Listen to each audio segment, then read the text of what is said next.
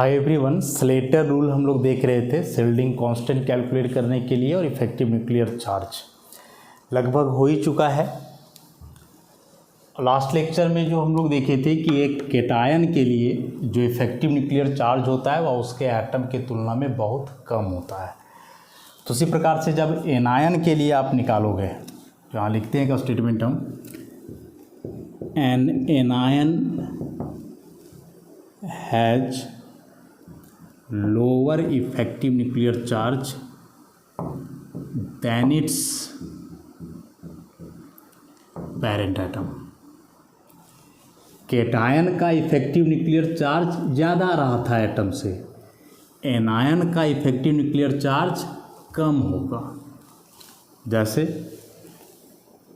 Oxygen का atomic number 8, एक इसके लिए निकाला जाए, एक ऑक्सीजन डबल माइनस के लिए निकाला जाए। कन्फिग्रेशन 1s2 2s2 2p4, तो ये NsNp 4 और 2 6 इलेक्ट्रॉन, n-1 में 2, s निकालोगे तो 0.85 इंटू 2 ये हो जाएगा 5 इंटू 0.35, 1.70, ये 1.75 हो जाएगा। तो कितना जाना है 3.45।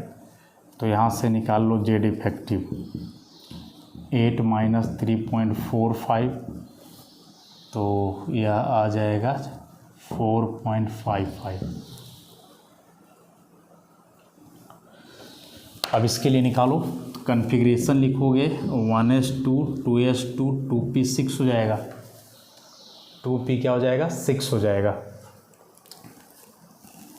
तो अब यहाँ से निकालोगे तो ये पूरा NsNp में हो गए 8 और ये n-1 में 2, तो अभी निकल जाएगा 0.85 इंटू 2 प्लस 7 इंटू 0.35, तो ये 1.70 और ये आ जाना है कितना 2.45, तो ये 5.15 हो जाएगा कि 4.15 होगा। ये 5 बच, यहाँ 7 और 4 11 का 1 2 1 3 1 4, तो यहाँ से जब जेड इफेक्टिव निकलेगा 8 माइनस 4.15, तो यह आ जाएगा 3.85। देखो घट गया, यहाँ था 4.55, यहाँ आ गया 3.85, डिक्रीज कर गया। अब आता है मन में प्रश्न कि आखिर ऐसा क्यों, एक एनायन के लिए इफेक्टिव न्यूक्लियर चार्ज कम क्यों हो जा रहा है और केटायन के लिए इफेक्टिव न्यूक्लियर चार्ज बढ़ क्यों रहा है, अधिक क्यों हो रहा है। सिंपल सा फंडा है इसमें। केटायन बनता है इलेक्ट्रॉन लूज होने से, केटायन बनता है किससे, इलेक्ट्रॉन लूज होने से। एनायन बनता है इलेक्ट्रॉन गेन होने से। तो मान लिया जाए कि यह कोई एटम है, इसमें ऐसे करके अलग अलग इलेक्ट्रॉन्स हैं अलग अलग सेल में। अब जब यह कुछ इलेक्ट्रॉन को लूज कर देगा, ध्यान से समझोगे, तो कुछ इलेक्ट्रॉन लूज करेगा कहाँ से, वैलेंस से ही करेगा। तो मान लो कि वैलेंस में 1 2 3 इलेक्ट्रॉन था, ये 3 इलेक्ट्रॉन को निकाल दिया, तो अब इसके पास 2 ही सेल में इलेक्ट्रॉन बचेंगे ऐसे। चूँकि एटम सेम है तो दोनों केस में न्यूक्लियस में प्रोटॉन का संख्या सेम होगा, मतलब जेड का वैल्यू जो यहाँ होगा वही जेड का वैल्यू यहाँ होगा। लेकिन अंतर क्या है कि यहाँ इलेक्ट्रॉन ज़्यादा है, तो यह जो न्यूक्लियर चार्ज यहाँ से निकलेगा वह ज़्यादा इलेक्ट्रॉन के बीच डिस्ट्रीब्यूट होगा। लेकिन जैसे ही इलेक्ट्रॉन बाहर निकल गए तो अब इलेक्ट्रॉन कम बचेगा, और कम बचेगा तो कम इलेक्ट्रॉन के पास चार्ज डिस्ट्रीब्यूट होगा, तो लास्ट वाले के पास जाहिर सी बात है कि ज़्यादा पहुंच जाएगा। क्योंकि यहाँ इलेक्ट्रॉन कम है तो बीच में रोकने वाला कम ना हुआ, इलेक्ट्रॉन का संख्या कम हो गया मतलब कि शील्डिंग कम हो जाएगा। कम इलेक्ट्रॉन बचे तो कम चार्ज को भी रोकेंगे, तो जाहिर सी बात है लास्ट में ज़्यादा पहुँचेगा। मतलब ऐसे आप समझो ना कि एक पैकेट बिस्किट आया घर में, बाहर से पापा लेकर के आए, 4 भाई बहन हो, चारों में बंटवारा होगा, तो जितना भी है सपोज 40 बिस्किट है तो 10-10 करके चारों को मिला।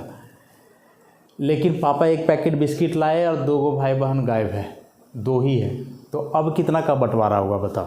20-20 का होगा, बढ़ जाएगा ना संख्या, जाहिर सी बात है, क्योंकि और जो 2 उसको लेने वाले थे वे अब नहीं हैं।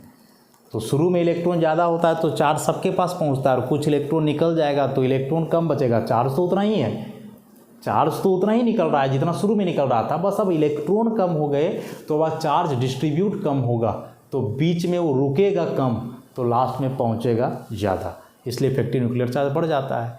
और वही उल्टा कर दो कि हर रोज़ की तरह आज भी एक पैकेट बिस्किट आया, 40 बिस्किट था, 4 भाई बहन हम लोग थे, लेकिन पता चला कि कोई रिश्तेदार आ गया, 2 उसका भी है, मतलब 6 हो गए टोटल। बिस्किट वही है, संख्या उसका 40 ही, लेकिन अब वह 40 6 में डिस्ट्रीब्यूट होगा, तो जाहिर सी बात है संख्या क्या हो जाएगा? कम। मतलब चार्ज उतना ही निकल रहा है, इलेक्ट्रॉन बढ़ गया तो डिस्ट्रीब्यूशन बढ़ जाएगा, ज़्यादा से ज़्यादा इलेक्ट्रॉन उस चार्ज को लेंगे, ज़्यादा से ज़्यादा सील्ड होगा तो लास्ट के पास कम पहुँचेगा। इसलिए एनायन के केस में जो है हमेशा इफेक्टिव न्यूक्लियर चार्ज कम होगा, और केटायन के केस में इफेक्टिव न्यूक्लियर चार्ज ज़्यादा होगा उसके एटम के तुलना में। एक आधा और कैलकुलेट किया जाए ऐसे ही।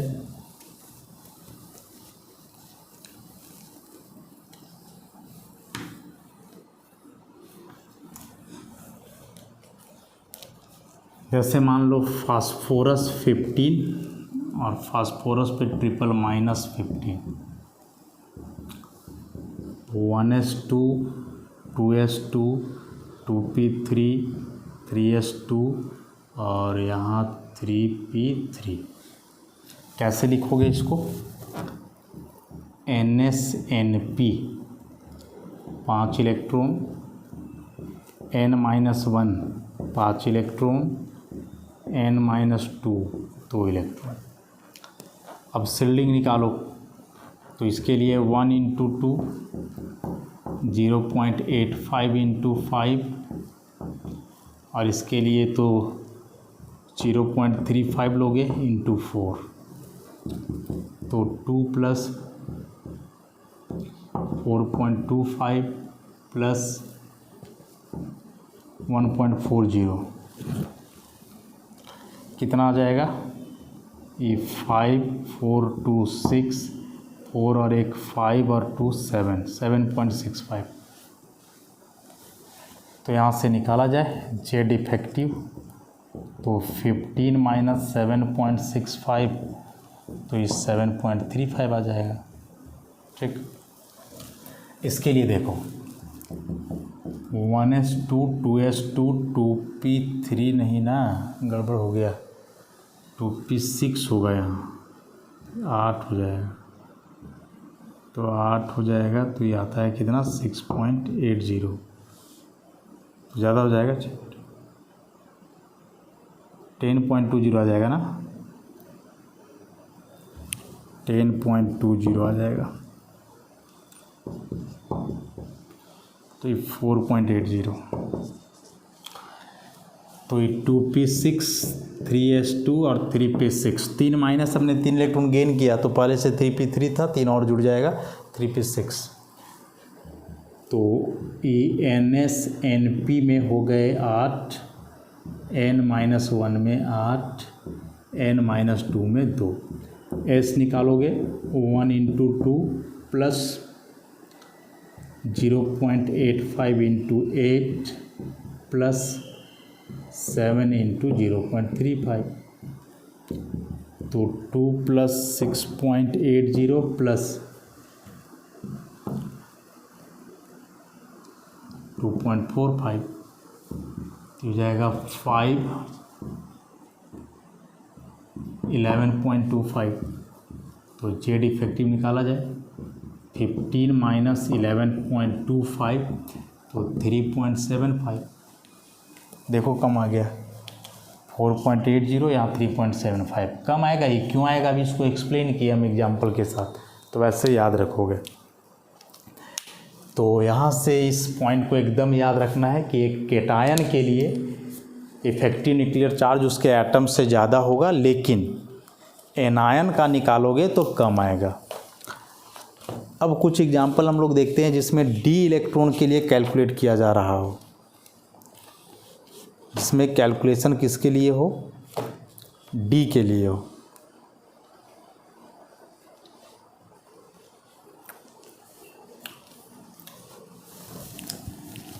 एस पी वाले बहुत सारे एग्जाम्पल्स करे हमने।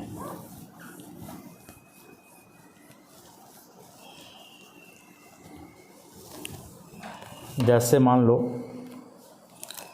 क्रोमियम के लिए निकालना है, atomic number 24, 1s2, 2s2, 2p6, 3s2, 3p6, 3d5, 4s1 इसके लिए। तो सबसे पहला बात जो इसमें हम बताए कि जब बीच वाले के लिए निकालोगे तो इसके बाद क्या है उससे कोई मतलब नहीं है, क्योंकि इसको चार्ज से रोकेगा अंदर वाला इलेक्ट्रॉन, बाहर वाला नहीं। इसके बाद से कोई मतलब नहीं है हमें। अब इसको अरेंज करो, तो अरेंज करोगे तो ऐसे अरेंज करना है, डी वाला अलग, 3d में 5, फिर 3s 3p एक साथ 8, फिर 2s 2p एक साथ 8, और 1s अपना अलग रहेगा 2। ये तो बड़ा आसान होता है इसके लिए। देखो यहाँ जो ND या NF में है उसके लिए लोगे 0.35, और बाकी जो भी है सबके लिए लेना है 1। इस सब के लिए 1 लेना है, 1 × 2, 1 × 8, 1 × 8, और इसके लिए लोगे 0.35 × 4। एक इलेक्ट्रॉन को छोड़ देना है, 4 लेना है। तो 2 + 8 + 8 + 1.20 कितना जाएगा, 8, 8, 16, 2, 18, 19, 19.20। तो यहाँ से निकाल लो जेड इफेक्टिव। हालांकि देखो यहाँ से जेड इफेक्टिव जो अब निकलेगा, तो जेड इफेक्टिव का तो एक्चुअल मतलब हम बताए वैलेंस सेल के पास कितना चार्ज पहुँचेगा। तो वैलेंस सेल यहाँ देखोगे तो यह 3 नहीं ना होगा, 4 होगा। तो यहाँ जो चार्ज पहुँचता है वह कहलाएगा जेड इफेक्टिव। लेकिन चूंकि इसको आप इग्नोर किए हो और इनडायरेक्टली पता कर रहे हो कि 3D के पास कितना पहुँचेगा, तो इस 3D वाले को आप जेड इफेक्टिव नहीं बोल सकते हो। जेड इफेक्टिव मतलब लास्ट वाला सेल के पास। तो इसको मार्क कर दो ऐसे करके, तो जाएगा जेड -s। तो जेड हो जाएगा 24 - 19.20, तो यह आ जाएगा 3.80 या 4.80 आ जाए ऐसे। तो ऐसे बीच से किसी के लिए भी निकाला जा सकता है। जैसे कुछ और एग्जाम्पल,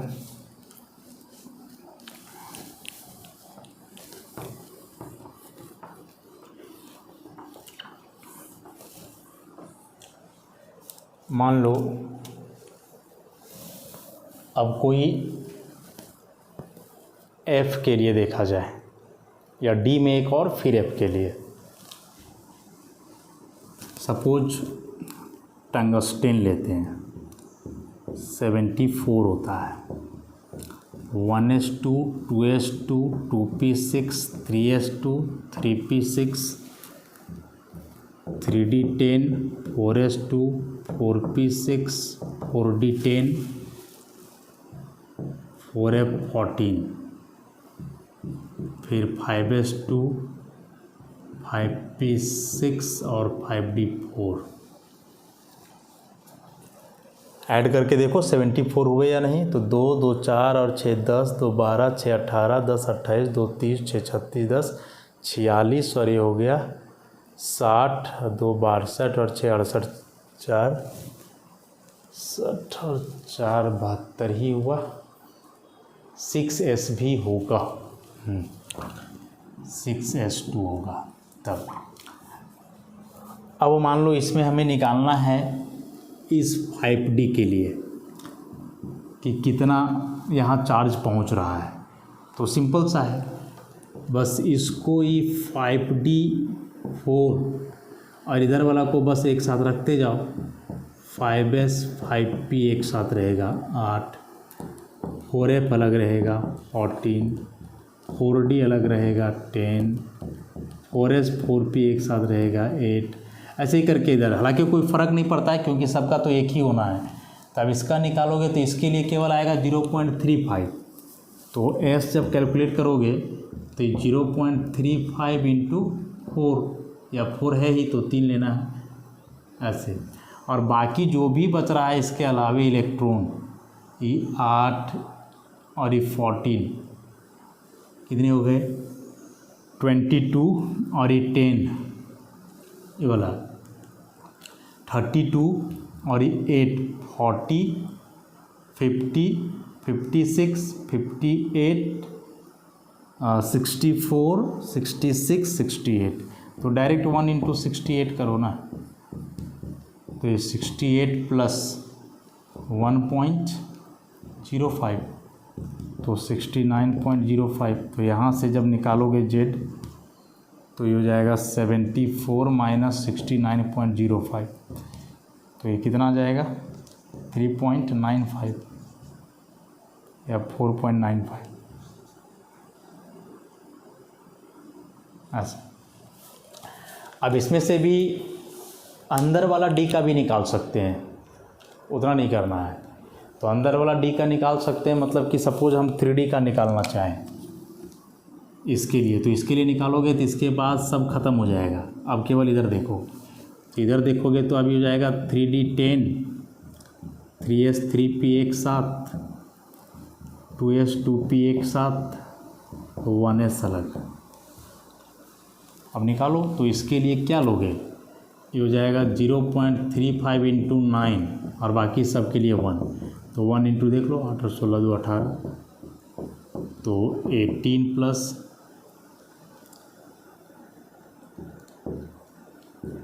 3.15 तो आ जाएगा 21.15 ऐसे।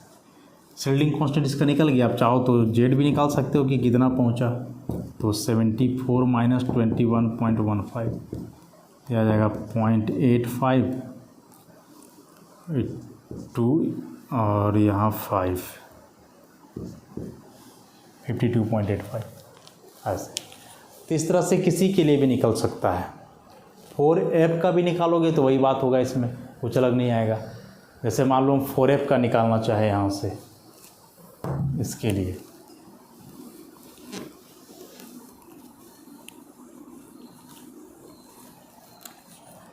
तो जब आप 4f के लिए निकालोगे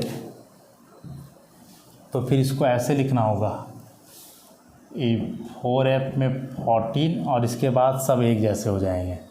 तो एक जैसे बस इलेक्ट्रॉन देख लो ना, 10 6 16 2 18 और 10 28 और 6 34 और 2 36 और 6 42 2 44 और 2 46, डायरेक्ट 46 इलेक्ट्रॉन इधर है। तो 1 इंटू 46 प्लस 0.35 इंटू 13, तो 46 प्लस 4.55 आ जाएगा। ये हो गया कितना 50.55 s इक्वल टू, तो यहाँ से z निकालोगे तो 74 माइनस 50.55 आ जाएगा 0.45 to 23.45। तो आई थिंक आप समझ ही गए होंगे, किसी भी इलेक्ट्रॉन का यदि शील्डिंग कांस्टेंट निकालना है वहाँ तक का कि उस इलेक्ट्रॉन के पास कितना चार्ज पहुँच रहा है या वहाँ पहुँचने के पहले अंदर कितना रुक रहा है। तो इस शील्डिंग कांस्टेंट मतलब अंदर जो चार्ज रोका जा रहा है इतना, और ये हो गया जो लास्ट में पहुँच रहा है। किसी के लिए भी निकाल सकते हो ऐसे। तो यहाँ जा करके या स्लैटर रूल, जिसमें हमने इफेक्टिव न्यूक्लियर चार्ज का कैलकुलेशन शील्डिंग कांस्टेंट निकालते हुए, तो यह स्लेटर रूल तो बेसिकली शील्डिंग कांस्टेंट के लिए है ना। और एक बार शील्डिंग कांस्टेंट निकल जाए तो फिर इफेक्टिव न्यूक्लियर चार्ज निकल ही जाएगा। क्या क्या इम्पॉर्टेंट कंक्लूजन इसमें देखा हमने। इम्पॉर्टेंट कंक्लूजन ऑब्जर्व किया कि पीरियड में यदि लेफ्ट टू राइट जा रहे हैं कार्बन नाइट्रोजन ऑक्सीजन, तो न्यूक्लियर चार्ज बढ़ता है तेज़ी से। दूसरा पॉइंट, केटायन का इफेक्टिव न्यूक्लियर चार्ज उसके एटम से बहुत ज़्यादा। तीसरा एनायन का इफेक्टिव न्यूक्लियर चार्ज उसके एटम से कम। एक ग्रुप वाला ज़रा देखो, जैसे 3 काम निकालते हैं, lithium, sodium, potassium, 3, 11, 19, 1s2 2s1, ऐसे नहीं होगा। तो इसके लिए निकालो ज़रा, S निकालोगे तो वो क्या हो जाएगा, E तो डायरेक्ट NS हो गया, तो ये N-1 0.85 इंटू 2 1.70। तो यहाँ से जब Z इफेक्टिव निकलेगा तो 3 - 1.70 कितना आ जाएगा, 1.30। अच्छा, वैसे इसके लिए निकालो 1s2 2s2 2p6 3s1, तो इसको लिखोगे तो ये NS N-1 N-2, तो ये 2 इंटू 1 प्लस 0.85 इंटू 8, इसका तो कुछ होगा ही नहीं, तो ये कितना आ जाएगा 2 प्लस 6.80, तो ये हो जाएगा 8.80। तो यहाँ से जब निकालोगे Z इफेक्टिव तो 11 माइनस 8.80 कितना आएगा, आ जाएगा शायद 2.20।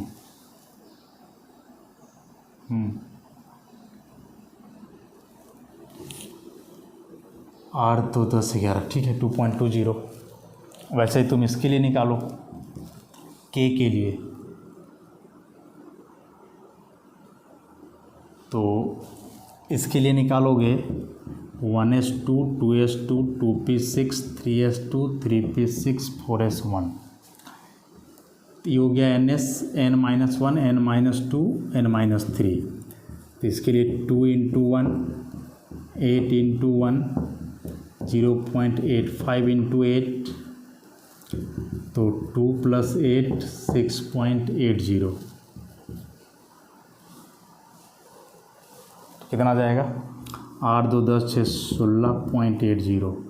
तो यहाँ से Z इफेक्टिव निकलेगा 19 माइनस 16.80, तो यह आ जाएगा, कितना आना चाहिए 2.20।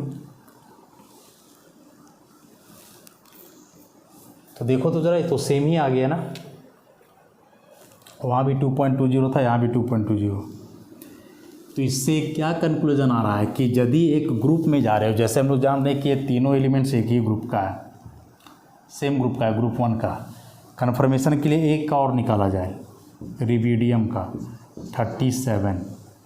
तो जब आप रिबीडियम का निकालोगे तो 1s2 2s2 2p6 3s2 3p6 3d 10 4s2 4p6 5s1, इतना हो जाएगा।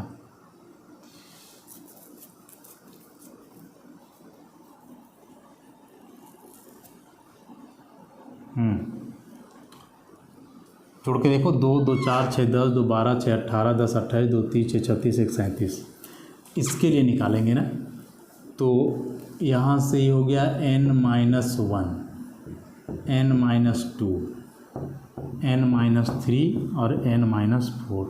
तो इस सब के लिए कंट्रीब्यूशन 1 होगा, कितना इलेक्ट्रॉन है 2 2 4 6 10 2 12 6 18 10 28, तो 1 इंटू 28 प्लस 0.85 इंटू 8, तो ये 28 प्लस 6.80, तो 34.80। तो यहाँ से Z इफेक्टिव निकालोगे तो 37 माइनस 34.80 2.20, देख लो सेम आ रहा है। तो इसका मतलब क्या हुआ, इसका मतलब हुआ कि यदि एक ग्रुप में आप टॉप टू बॉटम जाते हो, लिथियम को छोड़ दिया जाए यदि, तो सोडियम पोटासियम रिबिडियम, इसके बाद सीजियम फ्रांसियम, तो सब के लिए जो इफेक्टिव न्यूक्लियर चार्ज होता है वह क्या होता है, सेम होता है। पीरियड में जब लेफ़्ट टू राइट जा रहे हैं हम लोग, पीरियड में लेफ़्ट टू राइट, तो इफेक्टिव न्यूक्लियर चार्ज इंक्रीज करता है, बढ़ता है। लेकिन जब नीचे आ रहे हो एक ग्रुप में तो ये सेम रहता है, सेम रहता है। देखो निकाल के बताया, सबका सेम आ रहा है। तो इस पॉइंट को भी याद रखोगे, आगे बड़ा ज़रूरत पड़ेगा जब एटॉमिक साइज वगैरह हम लोग पढ़ेंगे तो।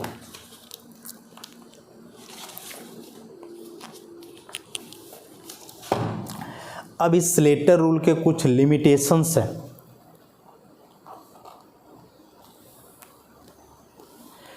क्या लिमिटेशन है? तो स्लेटर रूल में कुछ पॉइंट्स वैसे कंसिडर किए गए हैं जो विवादास्पद है, जो आगे पता चलेगा। सबसे पहला है the outer electrons do not contribute to S. It is not correct because the S electrons of the outer shell can approach the nucleus more closely than P और D electrons of the inner shell. जैसे अभी हम लोग लिखे तो इसके लिए calculate किए ना, तो इसके लिए कैलकुलेट किए तो ई एस को तो हम लोग नहीं ले रहे थे, एक इलेक्ट्रॉन का कहाँ कंसिडर किए, नहीं किए, बस इसको कंसिडर किए। अब जब आगे थ्योरी पढ़ोगे तो पता चलेगा कि जैसे यहाँ इस डी वाले को देखो कि यहाँ इस एस को हमने कंसिडर नहीं किया, इसको कंसिडर किया। आगे पढ़ने पे पता चलेगा कि भले ही वैलेंस शेल का एस है लेकिन न्यूक्लियस से ज़्यादा अट्रैक्शन शो करता है इस सब डी के तुलना में, तो इसे भी कंसिडर करना चाहिए था, नहीं किया जा रहा है। नेक्स्ट है the S and P electrons of a shell have been given the same weightage in the calculation of S. It is not justified because the S electron of a shell approach the nucleus more closely than P electrons of the same shell and are expected produce greater shielding effect. जैसे यहाँ जब हम लोग grouping कर रहे हैं तो grouping करते वक्त देखो यहाँ 3s और 3p को एक साथ रख रहे हैं, तो जैसे मान लो कि यह न्यूक्लियस है, first shell, second shell, third shell, अब इसमें s भी है p भी है, दोनों के लिए वैल्यू हम लोग क्या ले रहे हैं, सेम, कि जितना s का इलेक्ट्रॉन चार्ज को रोकेगा उतना ही p का इलेक्ट्रॉन, जबकि यह गलत है। क्यों?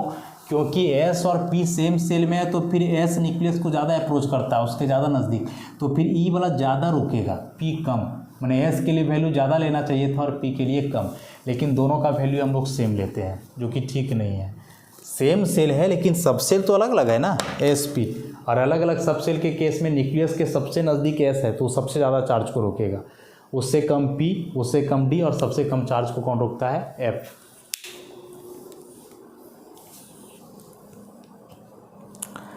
और अगला फिर लिमिटेशन इसका यही है कि एस पी डी एफ को हम लोग सेम ही ले रहे थे, इसके पहले जो डी एफ के लिए कैलकुलेशन करें हम लोग, जैसे यहाँ देख लो ये पूरा डी पी और एस 10, 6, 16 और 2 18 इलेक्ट्रॉन था, सब के लिए हम लोग वैल्यू 1 लिए, मतलब जितना चार्ज एस रोकेगा उतना ही पी उतना ही डी। ये भी ठीक नहीं है, बिल्कुल गलत है, क्योंकि यदि एक ही सेल में अलग अलग सब सेल है एस पी डी एफ, तो जो शील्डिंग इफेक्ट होता है वो ऐसा होता है, एन एस का सबसे ज़्यादा, फिर एन पी, फिर एन डी, तब N F. Shielding effect decreases, मतलब सबसे ज़्यादा चार्ज को रोकता है एन एस वाला। जैसे मान लो ना कि सब 5s है, 5p, 5d, 5f, तो सब में तो फिफ्थ सेल ही है, बस सबसेल अलग है एस पी डी, तो फिफ्थ सेल के लिए एस सबसेल का इलेक्ट्रॉन सबसे ज़्यादा चार्ज को रोकेगा, तो इसके लिए वैल्यू सबसे ज़्यादा होना चाहिए शील्डिंग कांस्टेंट का, इससे कम वैल्यू होना चाहिए पी के लिए, इससे कम डी के लिए, सबसे कम वैल्यू होना चाहिए एफ के लिए। लेकिन यहाँ सब के लिए वैल्यू हम लोग क्या कर रहे हैं, सेम ले रहे हैं, जो कि सही नहीं है। अब ये अलग अलग चार्ज को क्यों रोकते हैं सेम सेल में होने के बावजूद, तो यह ऑर्बिटल के शेप पे डिपेंड करता है। चूँकि एस ऑर्बिटल का जो है सिमेट्रिकल स्फेरिकल शेप होता है, इसलिए वह ज़्यादा चार्ज को रोकता है। उससे थोड़ा डिफ्यूज्ड शेप है पी का तो कम रोकता है, उससे भी डिफ्यूज्ड शेप है डी का तो और कम, एफ का और भी डिफ्यूज्ड शेप है तो इसका और कम चार्ज रुकता है इससे। तो इस तरह से यह स्लेटर रूल्स पूरी तरह से समाप्त होता है। कई कंक्लूजन्स इस पे आए, नेक्स्ट क्लास में इसको एक बार समराइज करके फिर इसके कंसिक्वेंस पे हम लोग जाएंगे और फिर इसके आगे के जो टॉपिक्स हैं चैप्टर में उसे डील किया जाएगा। तो आज के लिए इतना ही, धन्यवाद।